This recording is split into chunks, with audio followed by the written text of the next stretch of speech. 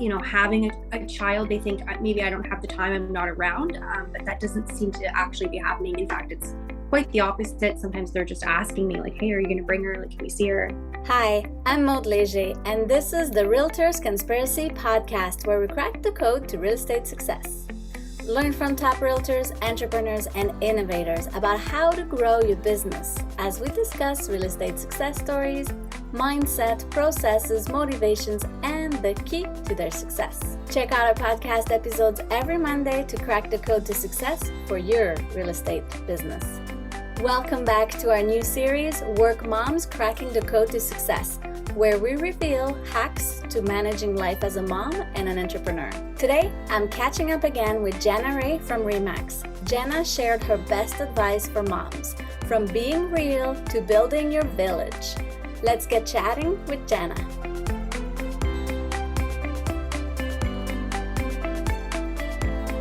Hi Jana, thanks for joining us again on an episode, this one a little bit different. Tell us, what is the key to your success in balancing life as a mom and real estate? Well, you can see I have my kid here with me. So I guess it's just, I don't know, just being a little bit more real with my clients. Like I have 2 jobs now.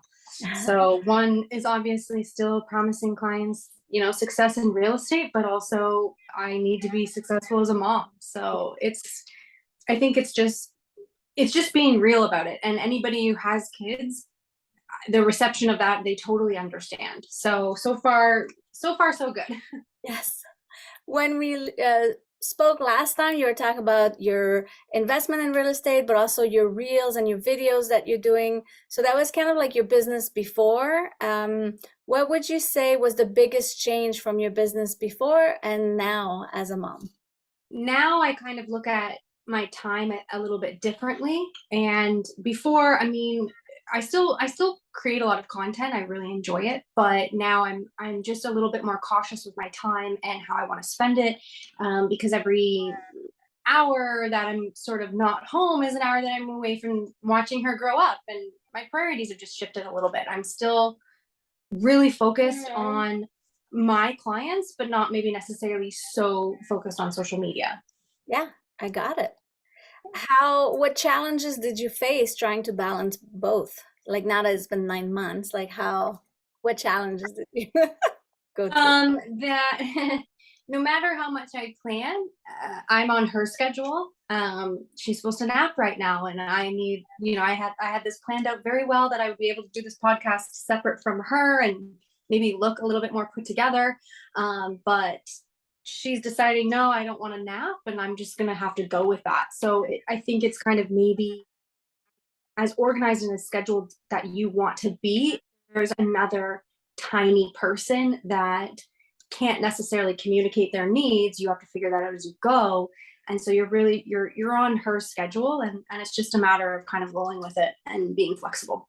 Yeah, love it. Rolling with it. Just like you said, being real. You're just being real right now.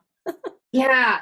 There's been times where, like I've had clients, buyers who a property comes up and they want to see it, and it's maybe a last minute showing, and it's just a message to them saying, well, listen, like I will have my daughter with me. And like I said, every time they're like, oh, absolutely. I think people are happy that I'm able to accommodate their real estate needs, and that I'm also, still a mom, so that I'm doing both. So yeah.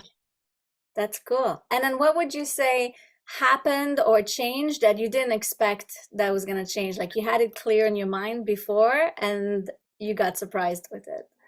I would say now more than ever, it's even harder to get time for myself. I have a hard time putting myself first. If I need a little bit of like relaxation, that seems like it kind of comes last. Yeah. So I'm kind of working on that. That's been an adjustment, but I don't know. I feel like I've made promises to clients and I've made promises to my family, and I push some of my stuff aside to make that happen. So I'm kind of working on readjusting that. Yeah, I love it. I love it. It's the awareness, realizing it, putting it. Yeah, it's just, I think any mom who's going to be listening to this podcast will totally understand, and I don't think I've really ever understood until I kind of joined that club. Like if Nice.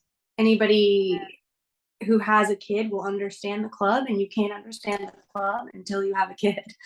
Yeah. So it's So, been really rewarding, but it's just a shift. hmm, yeah. What are your key priorities now in your business? What do you focus on maybe that is important for you? I think it's still, setting that time aside that sellers and buyers need, and just asking for help. I'm really, really lucky that, my husband is a huge support in this family, and offers a lot of time to raising Ella. And we also have a support system. So it's reaching out to my mom and his mom and just saying, like, listen, we need a babysitter. We're overwhelmed. So I think the balance to business and motherhood is that old saying about how it takes a village to raise a kid, and you need to make your village. You're feeling it. Yeah. What did you let go in your business that you said, you know what, this was not important. I'm not doing this no more. It's not yielding real results. I had explored kind of last year, like not cold calling, but cold leads that would come from online, and how to nurture them. And there's still, I think, a lot of opportunity in them, but because they are a bit more time consuming, and it's consistency in following up with those leads because they don't know you, Yeah. I've maybe dialed back a little bit from that and focusing more on repeat and referral business. We're back from the Ella interruption. What's the best advice you would share to moms that are also realtors full time and juggling both being a mom and being a realtor? I think I think one of the things, like, that I sort of lean on right now is my other real estate moms. So if I were to give any advice, it would be to kind of find others that you can relate to, and just to be really open and share, because when I talk about some of the struggles, and the challenges that I have balancing both family and business, sometimes the conversations are almost identical to the other moms, and so you just feel a bit of, okay, you're not alone in this, and everybody who is, in the same boat is going through this as well. So I think I would just say, find other people, that you find a community of moms, whether they're real estate or small business owners, and just really lean on them, and just be open and reach out, because I promise you they understand exactly where you're coming from.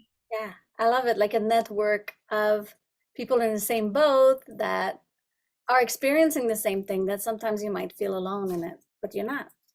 Yeah, I think that's sometimes the hardest thing. Like, real estate already can be quite isolating, and then you add motherhood as a separate thing is also quite isolating. So you've got this combo sometimes where my day is my cell phone and answering client emails and figuring out problems on that side, and then taking care of a kid, and maybe I just haven't had any real human interaction, Yeah, and you start to feel that isolation. So I think when you're reaching out and just saying, like, hey, today this is what, my day was like, and you'll get the feedback back, like, yeah, that's happened to me many times, and it'll keep happening to you. So it's just kind of, I don't know, it makes you feel a bit better. yeah, yeah. That's lifting you up.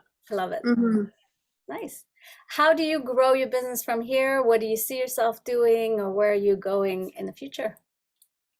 I think I've really incorporated sort of our new family unit into my business. I'm very open in saying that, yes, I'm now a new mom, and this is what I'm going through, and I see potentially the business growing from that as Ella, goes to preschool and is in extracurriculars. I'm able to naturally meet people, and since I really believe that my business is better through organic lead generation, Yeah, look for natural ways to establish relationships and build connections. totally. um, so I'm basically looking to use my kid to buy and sell houses. To use at school and Yeah, yeah. yeah, no, that's cool. That's a good way to grow, because it's something you wouldn't have the opportunity to if you were not a mom. So that's Hmm. a perfect way to put it. Well, do you have any resources you recommend, things that really helped you throughout juggling both? There's been maybe some specific, like, mom related resources that I've been using, but I think I've just gotten a little bit more, systematized in my schedule and hiring an assistant and kind of reaching out to people and asking for help. So I think probably my biggest resources since being a mom are other people Yeah. and just delegating things in my business to my assistant and asking for help from our family members when we need coverage for Ella so that I can keep doing what I do. Yeah, love it. Brings it back to your village.